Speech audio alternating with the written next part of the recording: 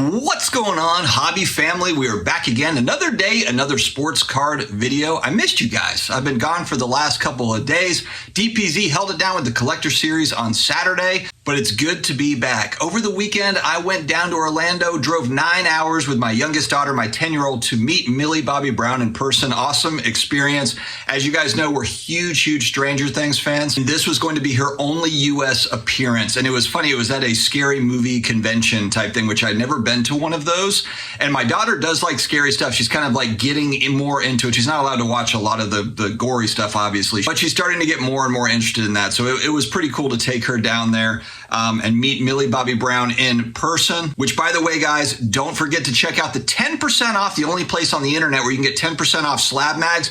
If you've got a handful of really nice slabs, maybe you've got a few that are expensive, don't just have them sitting in that PSA case or SGC case, BGS. Put some coverage on that thing in case it falls off the shelf or whatever. Also, UV protection to cover that surface and the autograph. We don't need that fading. So check out the SlabMags coupon down below. Also picked up some new wall art. Can I point to it right? There it is. Beavis and Butthead wall art. This is the coolest thing I have ever seen. Really cool. There's a lot of like retro 80s style stuff. A lot of it was scary movie style stuff that was there. But then you also had stuff like this, which is really cool. So I'm like, I have got to add that to the background. I will say, though, really memorable experience. I've got multiples. I've got 4 kids. And I think this is always tricky to get kind of that one-on-one time with each of them. So this road trip was really cool. And I know it's something that we'll both remember for a very long time. Not just meeting Millie Bobby Brown of Stranger Things, but also just having that time together was really special. It's very difficult when you have multiples to be able to get that one-on-one time, and to have 2 days just with her to kind of just talk through things, sing in the car and do all the crazy stuff. That was really fun. So highly recommend it if you're able to do it. I know we all get kind of lost in our busy lives, but it was really memorable. I want to make sure that I continue to do that for all of them. Sorry guys, this video will probably be a little bit longer than usual. I'm packing in a few different items here. Tonight I'm going to go on with Reckless Cards, not live, but we're going to film it, tape it, I suppose, and then over the next couple weeks it'll come out. So I'm looking forward to hanging out with those guys. The family sports card business, and Courtney happens to be a Stranger Things cards collector, just a Stranger Things collector in general, and I don't meet up with too many people like that, so it'll be cool to talk to them about Stranger Things stuff. All right, let's get into COMC, top 5 sales at COMC over this past week. This is compiled from data that is from COMC.com website sales, as well as the eBay auctions, as well as port sales, throwing it all into a cauldron, and out pops the top 5 for each sport. We've got baseball, basketball, hockey, and football. We're going to start off with hockey. Number 1, Connor McDavid, not a huge surprise, megastar. 2, Patrick Kane. 3, Jack Eichel. I know I'm probably saying that wrong. Hockey fans are upset. From what I learned, thank you to the folks at COMC for sending me a couple of notes for these guys. He's having a great playoffs with the Las Vegas Golden Knights. Hockey playoffs going on, and Jack is climbing up the board at COMC. 4, Connor Bedard, the second coming of Jesus, according to hockey fans. And 5, Cole Caulfield, to round out the top 5 for hockey. Hockey playoffs, always fun. We move to baseball, and this guy's been really dominating at the top of the list. We got 2 Angels at the top of the list. Shohei Ohtani, number 1.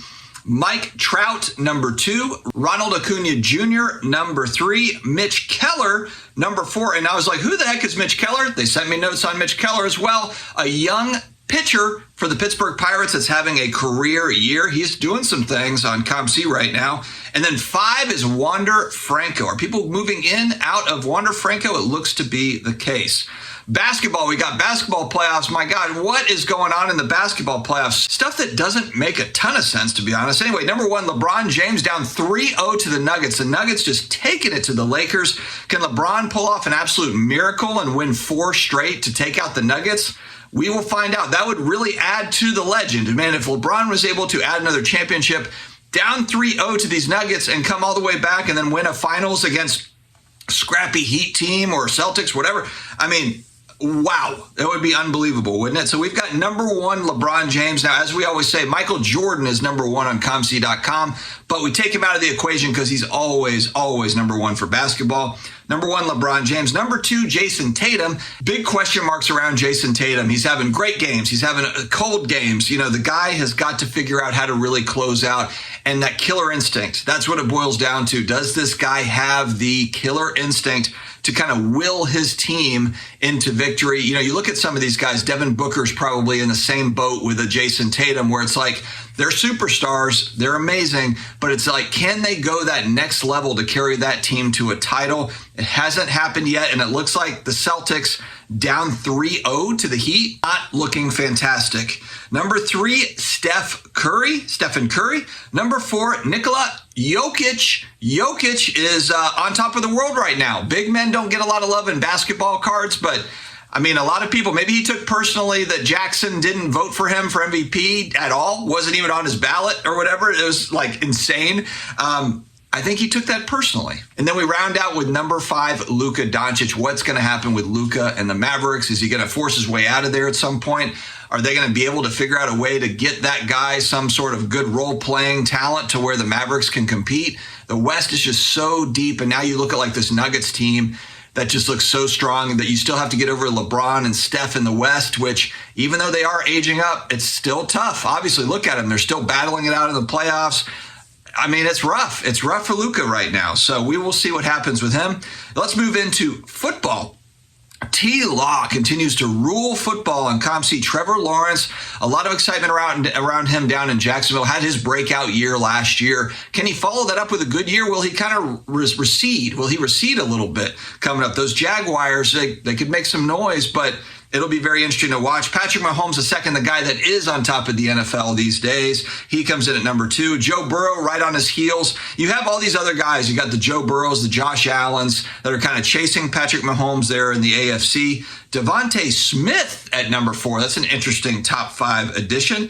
And then number five, Justin Jefferson, probably the best wide receiver in the NFL, or at least a top three wide receiver in the NFL out of LSU. A lot of excitement around Justin Jefferson stuff. So that is our COMC data. What's selling at COMC? Now, we have seen a little bit of the rumor mill happening here with PWCC. It's funny because on Saturday, I got a text from one of my buddies who is in the know. He is in the know when it comes to hobby companies and what they're doing.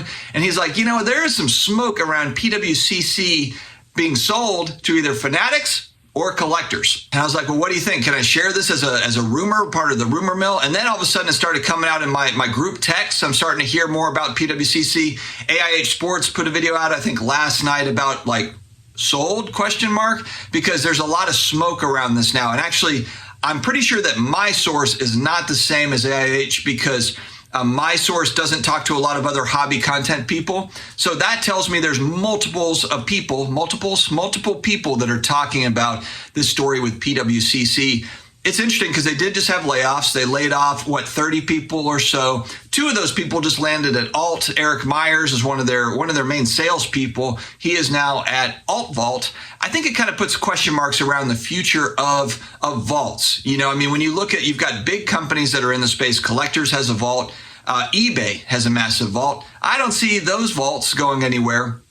But when I look at a PWCC and I look at Alt, those two specifically, there's vulnerability there. And it's not that PWCC doesn't have deep pockets. It doesn't mean that Alt doesn't have backing, financial backing. But, you know, eBay is a absolutely massive company. Collectors really is a large company as well. And they have huge backing.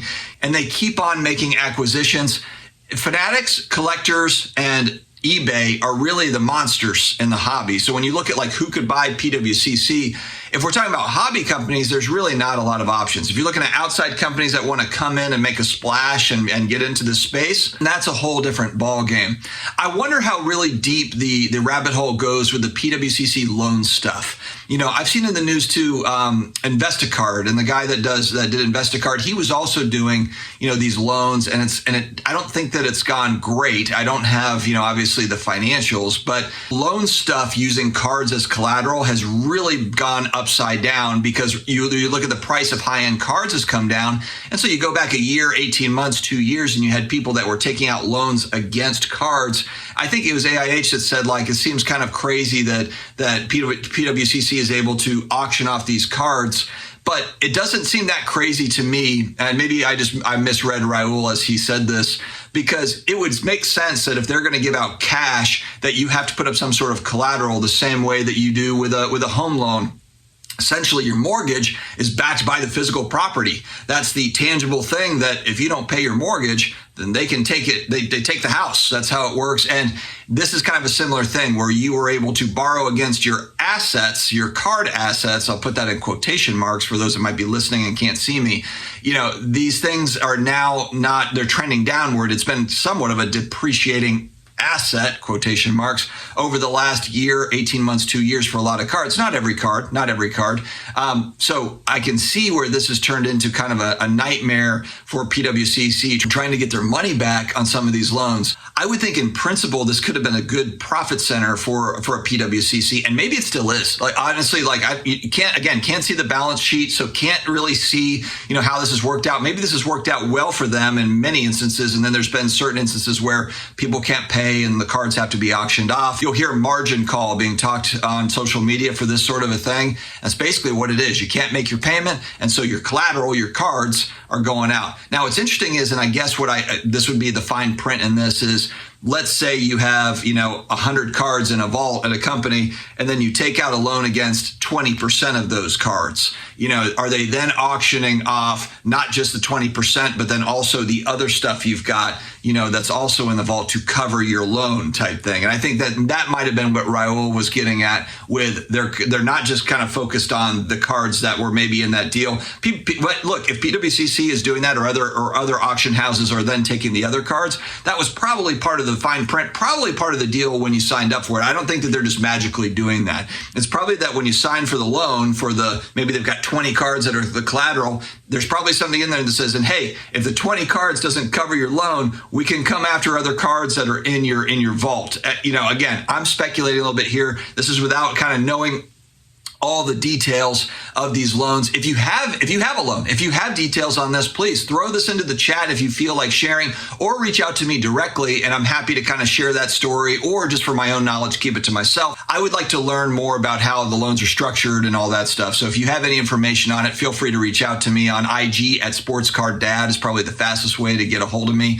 But yeah, so interesting stuff there on the PWCC side that there's rumors that they are to be sold, and hell, maybe even later today, I'll be putting out another video. PWCC was sold. Or it might just be that it's just some smoke that's flying around and there's nothing really to it. I don't know, but like I said, there's multiple sources that are talking about this. So it's not as if it's, an echo chamber of here's one person that randomly reached out, and especially when I hear other content creators that are hearing it, that I know that it's different from the person that's talking to me, then it's like, okay, there might be something to this. So watch for that. Watch for that to see what is going to happen there. Will it be a Fanatics? Will it be a Collectors? What will it mean for those companies if they do acquire a large company like PWCC that does have an established vault, an established marketplace? How does that all intertwine to another company? Will be interesting to watch, my friends. Stay healthy, stay awesome, and I will talk to you again later.